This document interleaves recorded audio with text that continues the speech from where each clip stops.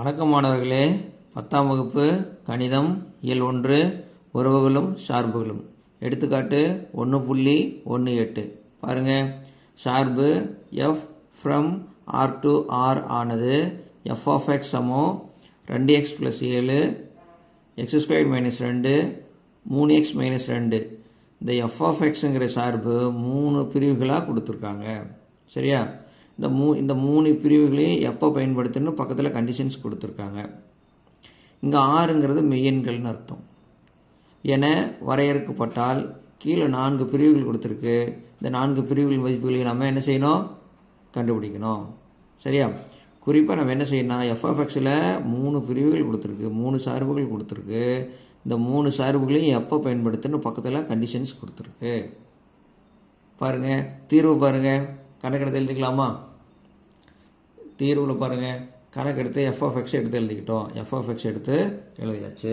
இந்த 3 சார்புகளையும் எப்பப்போ பயன்படுத்தணும் அப்படிங்கிறதுக்கு முதல்ல நம்ம என்ன செய்யணும்னா என்கோடு போட்டுக்கணும்.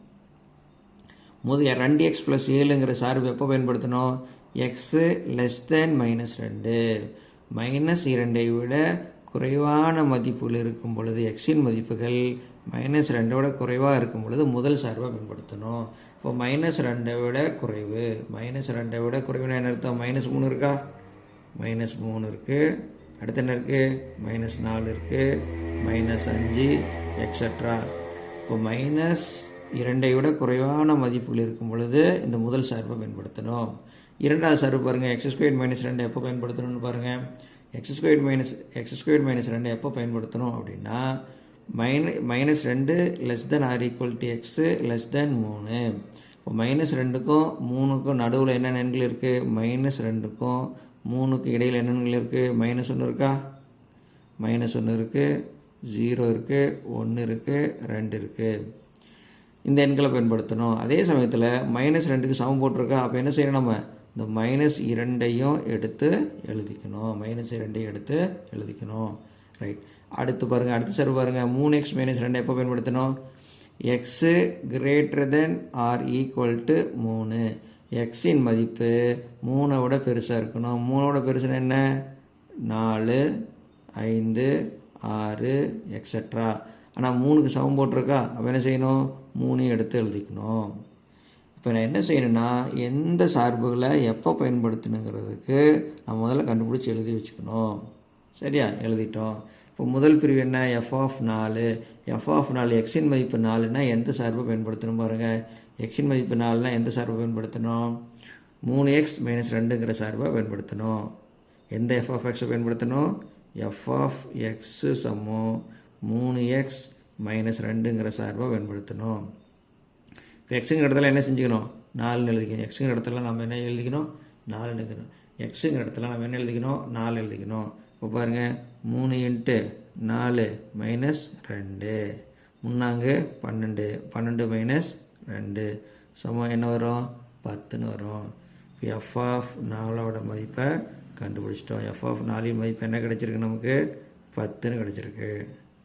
அடுத்து என்னது? இரண்டாவது பிரிவு பாருங்கள். அடுத்து இரண்டாவது பிரிவு. இரண்டாவது பிரிவில் என்ன கண்டுபிடிக்கணும்?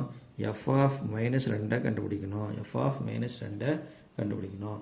இப்போ எக்ஸின் மதிப்பு -2ன்னா எந்த சார்பை பயன்படுத்தணும்? எக்ஸின் மதிப்பு -2ன்னா x² - 2ங்கிற சார்பை பயன்படுத்தணும். எந்த f(x) பயன்படுத்தணும்?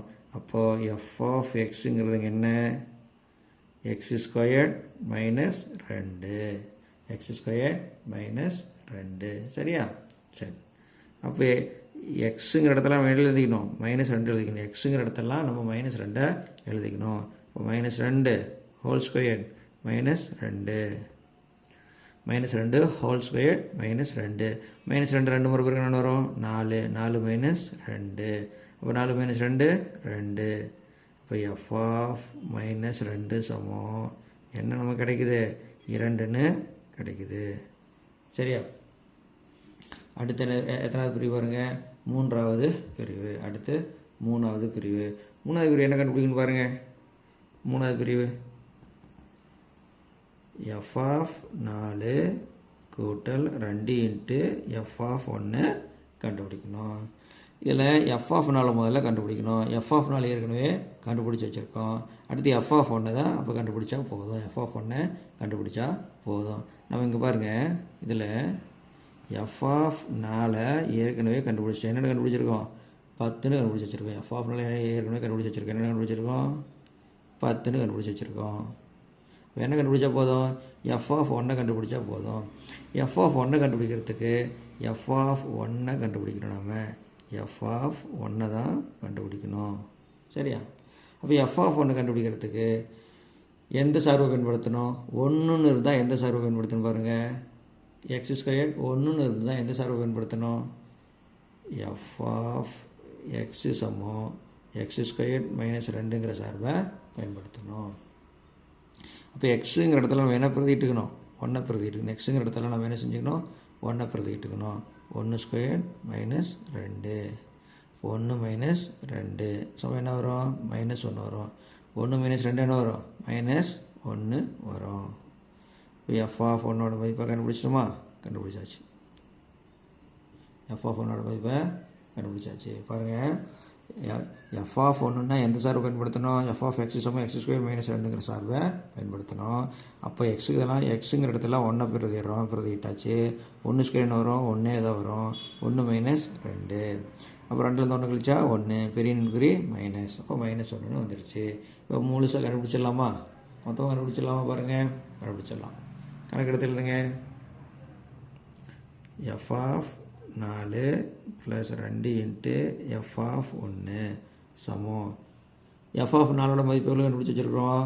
10ன்னு கண்டுபிடிச்சிருக்கோமா? எவ்வளோ கண்டுபிடிச்சிருக்கோம்? 10ன்னு கண்டுபிடிச்சிருக்கோம். ப்ளஸ் 2 இன்ட்டு எஃப் ஆஃப், இப்போ எஃப் ஆஃப் 1 எதால் பெருக்கணும்? 2ஆல் பெருக்கணும். இப்போ எஃப் ஆஃப் 1ஓட மதிப்பு என்ன? மைனஸ் 1. எஃப் ஆஃப் 1ஓட மதிப்பு என்ன? மைனஸ் 1. 10 ப்ளஸ் ப்ளஸ் 2யும் மைனஸ் 1யும் பெருக்குன்னா மைனஸ் 2 வந்துடுமா? வந்துடும். அப்போ 10 மைனஸ் 2 இப்போ என்ன கிடைக்கும்? 8ன்னு கிடைக்கும். இப்போ 3 பிரிவுகள் முடிச்சாச்சு. எத்தனை பிரிவுகள் முடிச்சிருக்கோம்? 3 பிரிவுகள் முடிச்சிருக்கோம். அடுத்து 4வது பிரிவு. 4வது பிரிவு பாருங்கள். F of 1 minus 3 f of 4 by f of minus 3. இப்போ பாருங்கள், எஃப் ஆஃப் 1 கண்டுபிடிச்சிருக்குமா? கண்டுபிடிச்சிருக்கோம். எஃப் ஆஃப் 1ஓட மதிப்பை நம்ம கண்டுபிடிச்சி வச்சுருக்கோம். பாருங்கள், எஃப் ஆஃப் 1ஓட மதிப்பை கண்டுபிடிச்சிட்டோமா? எஃப் ஆஃப் 1ஓட வேல்யூவை கண்டுபிடிச்சாச்சு. அடுத்து என்ன இருக்குது? எஃப் ஆஃப் 4ஓட மதிப்பையும் கண்டுபிடிச்சாச்சு. அதை எடுத்து எழுதிக்கலாம். சரியா? 2 எடுத்து நம்ம என்ன செய்யலாம்? எழுதிக்கலாம். எடுத்து எழுதுங்க பார்க்கலாம். எஃப் ஆஃப் 1ஓட மதிப்பு எவ்வளோன்னு கண்டுபிடிச்சி வச்சுருக்கோம்? மைனஸ் 1ன்னு கண்டுபிடிச்சிருக்கோம்.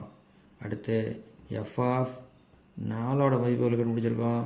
10ன்னு கண்டுபிடிச்சிருக்கோம். இப்போ எதை மட்டும் தான் கண்டுபிடிச்சா போதும்? எஃப் ஆஃப் மைனஸ் 3 கண்டுபிடிச்சா போதும். எஃப் ஆஃப் மைனஸ் 3 கண்டுபிடிச்சின்னா போதும். இப்போ எஃப் ஆஃப் மைனஸ் 3ங்கும் போது எந்த சார்பை பயன்படுத்தணும் அப்படின்னு ஒரு கேள்வி வருது. எஃப் ஆஃப் மைனஸ் 3னா எந்த சார்பை பயன்படுத்தணும் பாருங்கள். எஃப் ஆஃப் மைனஸ் 3னா 2x + 7ங்கிற சார்பை பயன்படுத்தணும். இப்போ நம்ம என்ன கண்டுபிடிக்கணும்? எஃப் ஆஃப் மைனஸ் 3 தான் கண்டுபிடிக்கணும். எஃப் ஆஃப், இப்போ எனக்கு இதில் என்ன? எஃப் ஆஃப் மைனஸ் 3 கண்டுபிடிக்கணும். அப்போ எந்த சார்பை பயன்படுத்தணும் அப்படின்னா எஃப் ஆஃப் எக்ஸு சமம் 2x + 7ங்கிற சார்பை பயன்படுத்தணும். அப்போ எக்ஸுங்கிற இடத்துல என்ன பண்ணிக்கணும்? மைனஸ் 3 எழுதிக்கணும். எக்ஸுங்கிற இடத்தெல்லாம் மைனஸ் 3 எழுதிக்கணும். 2 இன்ட்டு மைனஸ் 3 ப்ளஸ் 7. சரியா? பாருங்கள், மைனஸ் 6 வருமா பெருக்குனா? 2 மைனஸ் 3 பெருக்குனா மைனஸ் 6 ப்ளஸ் 7 சமம் என்ன வரும்? குறியில் வேறு இருந்தால் கழிக்கணும். கழிச்சா 1. எஃப் ஆஃப் மைனஸ் 3ஓட மதிப்பை கண்டுபிடிச்சிட்டோம். கண்டுபிடிச்சிருமா? கண்டுபிடிக்கலையா? கண்டுபிடிச்சாச்சு. எவ்வளோ? 1ன்னு கண்டுபிடிச்சாச்சு. இப்போ இதில் எடுத்து பிரதிடலாமா? இல்லை அப்படி எடுத்து கணக்கில் பிரதிடலாமா? பிரதிடலாம். பாருங்கள், கணக்கில் எடுத்து எழுதுங்க. F of 1 minus 3 into f of 4 by f of minus 3 சமம் எஃப் ஆஃப் 1ஓட வேல்யூ எவ்வளோ கண்டுபிடிச்சி வச்சுருக்கிறோம்? எஃப் ஆஃப் 1 எவ்வளோ கண்டுபிடிச்சி வச்சுருக்கிறோம்? மைனஸ் 1 கண்டுபிடிச்சிருக்கோமா? அடுத்து மைனஸ் 3. எஃப் ஆஃப் 4 மைனஸ் 3ஆல் பெருக்கணும். இப்போ எஃப் ஆஃப் 4ஓட மதிப்பு எவ்வளோ கண்டுபிடிச்சி வச்சுருக்கிறோம்? 10ன்னு கண்டுபிடிச்சி வச்சுருக்கிறோம். பை எஃப் ஆஃப் மைனஸ் 3க்கு எவ்வளோ கண்டுபிடிச்சோம்? 1ன்னு கண்டுபிடிச்சிருக்கோம். சரியா? இப்போ மைனஸ் 1 மைனஸ் 3 10 பெருக்குனா 30 பை 1. சரி, அடுத்த செய்யலாம். குறிகள் 1 போல தான் கூட்டணும். கூட்டின வரும் -31/1. எல்லா எண்களின் பகுதியிலையும் 1 இருக்கும். அப்புறம் 1 எழுத தேவையில்லை. என்ன எழுதிக்கலாம்? -31ன்னு எழுதுனா போதும். அவ்வளோதான். இந்த கணக்கில் மொத்தம் 4 பிரிவுகளை கொடுத்துருந்தது. 4 நம்ம என்ன செஞ்சிட்டோம்? கண்டுபிடிச்சிட்டோம். புரிஞ்சுதா? நன்றி.